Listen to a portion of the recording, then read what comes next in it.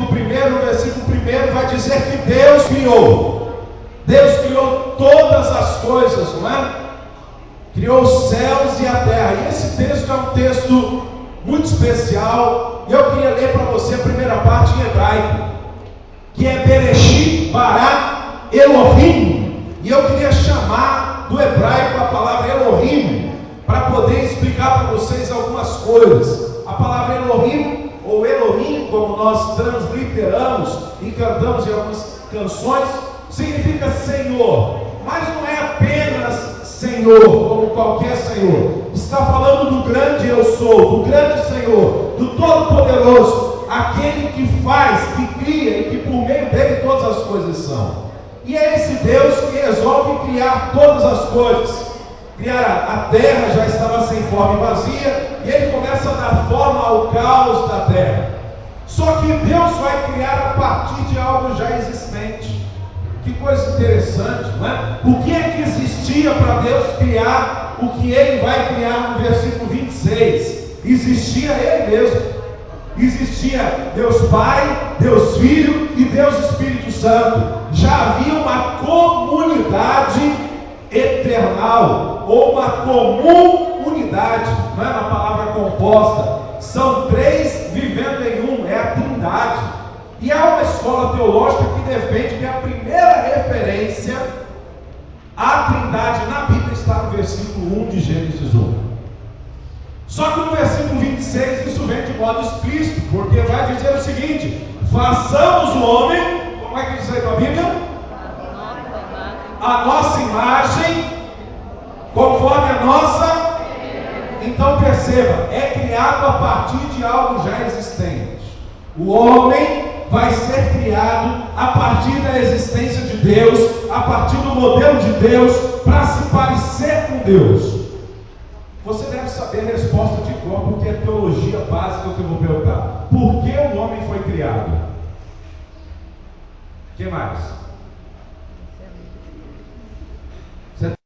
Para você que o homem glorifica a Deus, vou mudar a preposição aqui de i, não é? E gozá-lo, para dizer para você que glorifica a Deus ao gozá-lo plenamente. Mas o homem foi criado para a glória de Deus, está ótimo, isso você já sabia. A pergunta agora é: por que o homem foi criado parecido com Deus?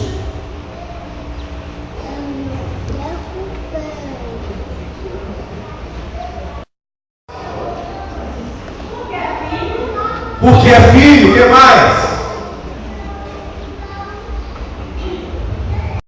Para viver sozinho. Uma pessoa que quer viver isolada das outras está doente. Uma pessoa que não quer se encontrar com outras pessoas na sua vida está doente. Quer ver num quarto fechado, está passando por sérios problemas psicológicos.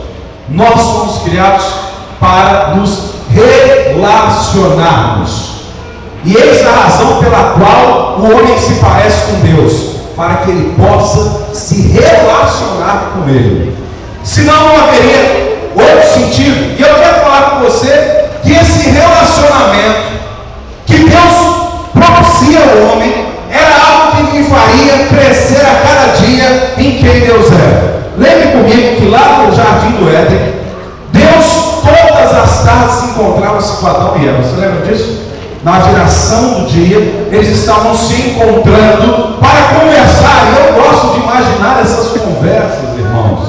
Eu não sei se você pensa nessas coisas, mas eu gosto de imaginar. A Bíblia não nos fala de todos os detalhes das conversas, mas a Bíblia diz que Deus mandou Adão dar nomes aos animais. Lembra disso também?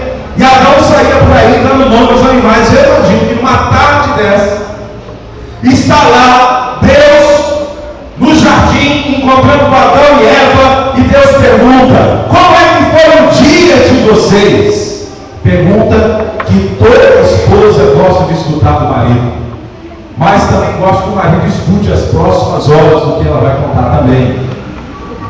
Olha só. Ah, Deus, hoje eu encontrei um bicho, e ele é grande, ele é meio caramelo, ele tem uma cara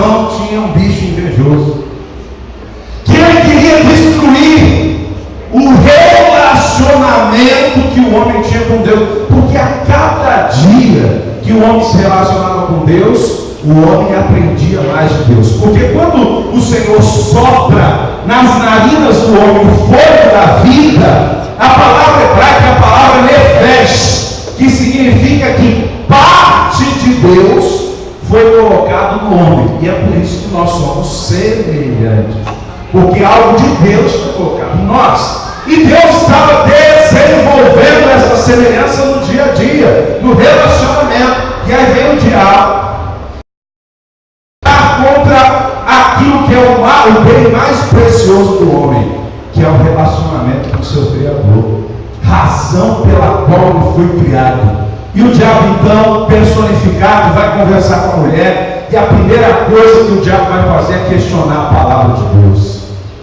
Deus disse que não podia comer, vai, Gênesis 2,17, vai dizer que não pode comer da árvore do bem e do mal, porque certamente eles morrerão. E aí vem a serpente, não é? E nós vamos ver isso no capítulo 3, a partir do versículo 1 até o versículo 8, mais ou menos. Aquela mulher olhando para aquela fruta, desejando comê-la, e aí vem a serpente e diz: não foi isso que Deus disse, que se você comer você vai morrer? Balela, mentira, isso é conversa fiada. Se você comer, Deus tem medo que você coma, porque se você comer você vai parecer com Deus. O que a mulher faz? Come, e faz o que mais? Pega e dá ao marido também. Esse marido também não valia nada, né? Tem até um livro escrito Silêncio de Adão, né? O cara não reage, não faz nada, você nem come, toma, comeu. Sabia também, né? Agora o tamanho e poder da esposa sobre aquele homem também, né? Olha só como é que é o negócio. Aí o que acontece naquele momento? Eles abrem-se os olhos deles, eles olham para o corpo deles, e como é que eles estão? Nus. E aí eles se escondem atrás de um arbusto, pegam folhas, fazem uma roupa, e de repente a Bíblia vai nos dizer que eles escutam os passos de Deus no jardim. Quando eles escutam os passos de Deus no jardim, o Senhor vai dizer: Adão, onde é que você estava? E aí ele vai dizer: eu estou aqui, eu estava com medo porque eu estava nu. E ele vai dizer: quem foi que disse que você estava nu? Você comeu, Adão, daquela fruta que você não podia comer. E aí o pecado estabelecido, que é do relacionamento, eles vão ser expulsos do paraíso, que é o jardim do Éden, e agora vão ter que trabalhar com o seu suor. A mulher vai ter dores para o parto, e a gente conhece toda essa história. E aí a primeira comunidade familiar que existia entre Adão e Eva, Deus, foi destruída por causa do pecado. Veja só, irmão, você acha que o diabo quer que você pegue só porque o pecado é ruim? Não, o diabo quer que você pegue porque o pecado é uma ferramenta na mão do diabo para destruir relacionamento. Todo pecado destrói o relacionamento em algum nível. Todo pecado. Veja, se você mente para uma pessoa, ela não vai confiar mais, e você não vai ter mais o mesmo relacionamento. Há poucas pessoas que dizem assim: eu lhe perdoo, mas nossa amizade nunca mais vai ser a mesma. O pecado sempre estraga relacionamentos. E nós vamos ver essa história se repetindo em toda a Bíblia. E se você permitisse caminhar junto comigo na história, você vai ver que a cada passo essa história é repetida, e por uma razão. Deus está mostrando ao seu povo que o diabo está destruindo o relacionamento e que o povo está de braços cruzados vendo a coisa acontecer. Vamos adiante. Quando nós passamos do capítulo 3 e entramos no capítulo 4, já tem os filhos de Adão e Eva, não é? Caim e Abel já estão aparecendo na história. E é lá no capítulo 4 o primeiro homicídio da história vai acontecer. E o que acontece? Um, por causa da inveja contra o outro, vai e o mata, tira a vida dele. E olha só, um filho está morto, o outro foi expulso, e o casal ficou sem os filhos agora. Mais uma vez o pecado entrou dentro da casa, destruiu a família. Um está errante, que foi Caim, Abel morto, e os pais sofrendo a perda de 2 filhos por causa do pecado.